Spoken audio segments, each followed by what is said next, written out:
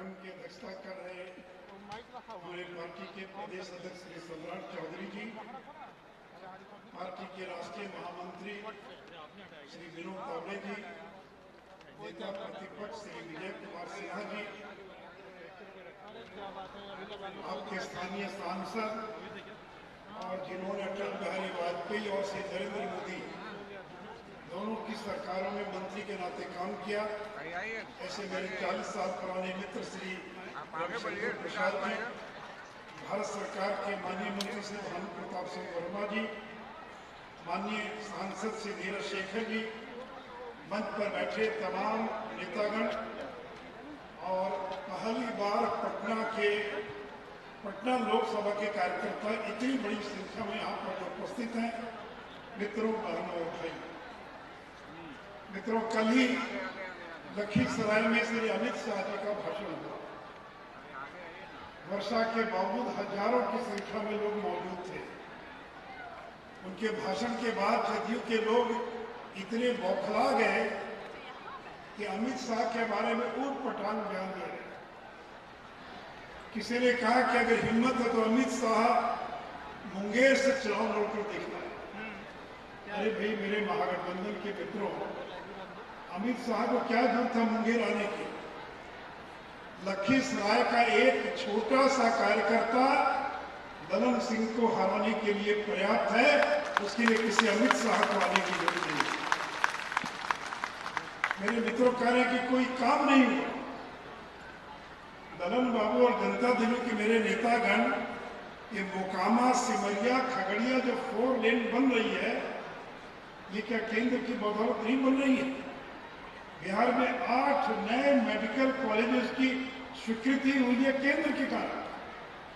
और जिस नल जल योजना का आप जिक्र कर रहे हैं, तो आपको बता दें कि नल जल योजना में केंद्रीय करों में बिहार को जो 1 लाख करोड़ मिलेगा इस बार, और जो अनुदान की राशि आती है, वित्त आयोग का जो पैसा आता है, वो 60% से ज्यादा खर्च होता है।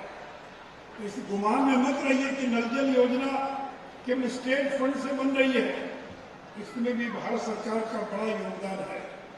और जदयू के मित्रों, आपको दिखाई नहीं पड़ता, बगल में बरौनी में 8000 करोड़ की लागत से खाद का कारखाना बनकर तैयार हो गया।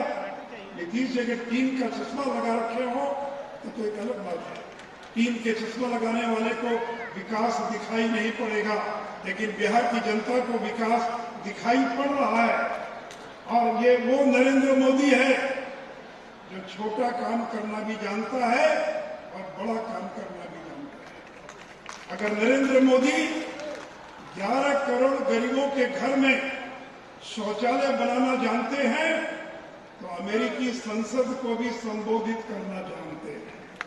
अगर नरेंद्र मोदी 3 करोड़ गरीबों का घर बनाना जानते हैं, तो नया संसद भवन का उद्घाटन करना भी जानते हैं।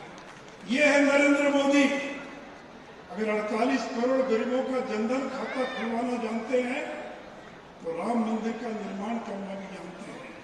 मेरे मित्रों, अगर नरेंद्र मोदी महंगाई को नियंत्रित करना जानते हैं, तो 80 करोड़ गरीबों को मुफ्त में 5 किलो अनाज देना भी जानते हैं। यह है नरेंद्र मोदी की ताकत।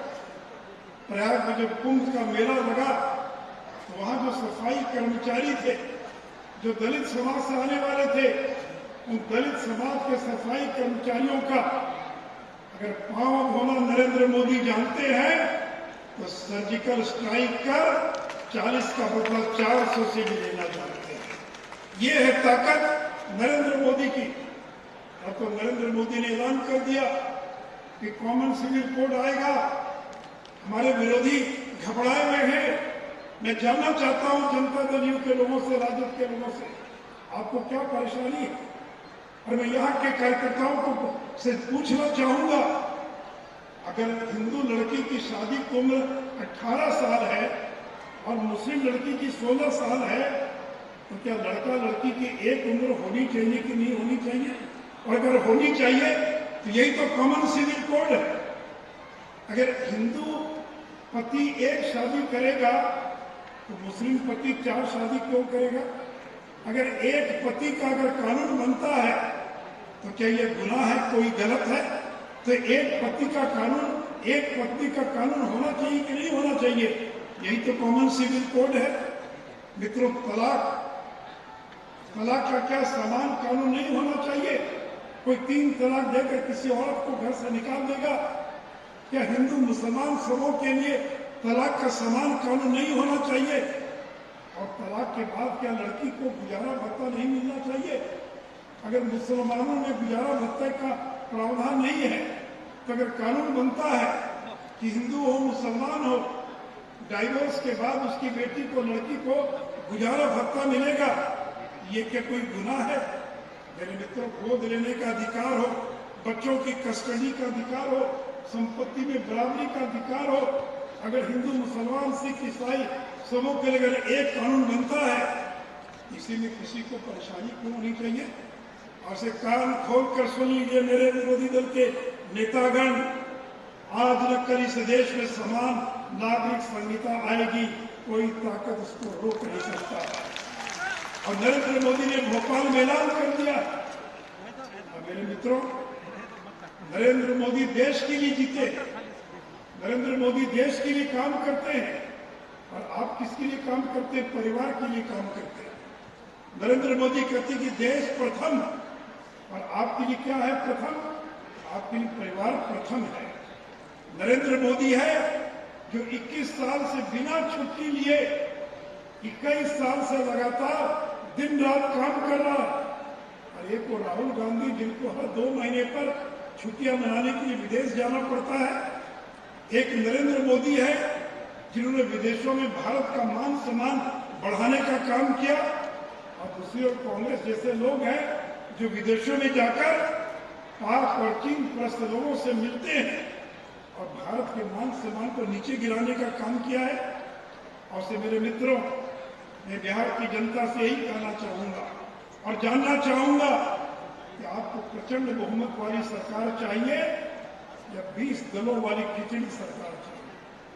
आपको 5 साल वाली सरकार चाहिए या 6-6 महीने वाली सरकार चाहिए? आपको तुष्टिकरण वाली सरकार चाहिए या आपको संतुष्टिकरण वाली सरकार चाहिए?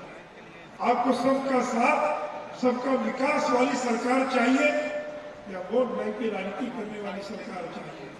आपको 4 शादी, 3 तलाक, हिजाब, लव जिहाद, धर्म परिवर्तन, निकाह हलाला, इसका समर्थन करने वाली सरकार चाहिए या समान नागरिकता संहिता वाली सरकार चाहिए, कॉमन सिविल कोड वाली सरकार चाहिए? मेरे मित्रों, अगले साल इसी समय लगभग देश के अंदर चुनाव होंगे। एक और नरेंद्र मोदी होंगे और दूसरे और राहुल गांधी, और उनके साथ 20 दलों का गठबंधन होगा। और मैं विनोद तावड़े जी को विश्वास दिलाना चाहता हूं कि बिहार के अंदर 40 की 40 लोकसभा सीट जीतेंगे और जब विधानसभा का चुनाव होगा तो बिहार के अंदर अपनी सरकार बनाने का काम करेंगे। आइए मेरे साथ नारा लगाइए, भारत माता की, भारत माता की, वंदे वंदे वंदे। धन्यवाद।